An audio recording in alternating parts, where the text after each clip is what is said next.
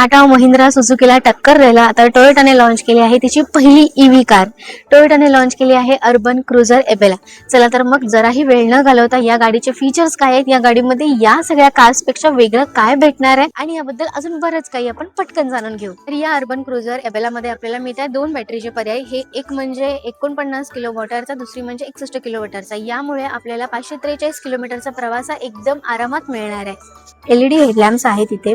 त्याच्यानंतर इथे आपल्याला 360 डिग्री कॅमेरा मिळतो. इथे छान बॅजिंग मिळतं टोयोटाचं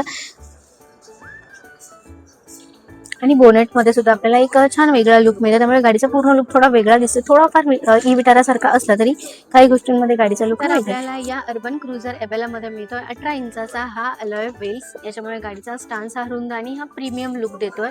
सो अलॉय व्हील्स नंतर आपल्याला इथे आपल्याला मिळतोय 360 डिग्री कॅमेरा, जो हल्ली प्रत्येक कारमध्ये म्हणजे नवीन वर्जनच्या कारमध्ये आपल्याला पाहायला मिळतो. त्यामुळे सेफ्टीसाठी हा बेस्ट फीचर आहे. इथे आपल्याला इंडिकेटर लाईट सुद्धा मिळत आहेत. छान असं इथे बॅजिंग आहे. तर आता आपण गाडीचा फ्रंट साइड बघितला. आता आपण पाहूया boot space. So Toyota Urban Cruiser Ebella मध्ये आपल्याला मिळतोय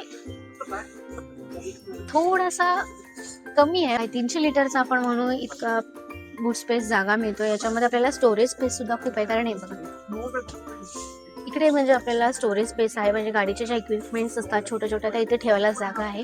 आपल्याला सीट मागे घेता येते, त्यामुळे थोडासा छोटी जागा आहे. सो आहे फायनल असा बूट स्पेस. नंतर आपल्याला इथे 360 डिग्री कॅमेरा मिळतोय, सेन्सर आहे. याच्यामध्ये बॅजिंग आपल्याला मिळतंय एबेलाचं. आणि यानंतर आपल्याला इथे हेडलाईट्स आहे, त्याच्यासोबत ह्या LED लाईट सुद्धा मिळतात. त्यामुळे गाडीचा बूट स्पेस आपल्याला लुक छान मिळतो. इथे आपल्याला स्पॉइलर वगैरे काहीच नाही आहे, त्यामुळे सेफ्टीच्या बाबतीत कुठेतरी आपल्याला एक्स्ट्रा ॲक्सेसरीजमध्ये हे ॲड करावं लागेल. सो आपल्याला इथे स्पॉइलर वगैरे दिलेला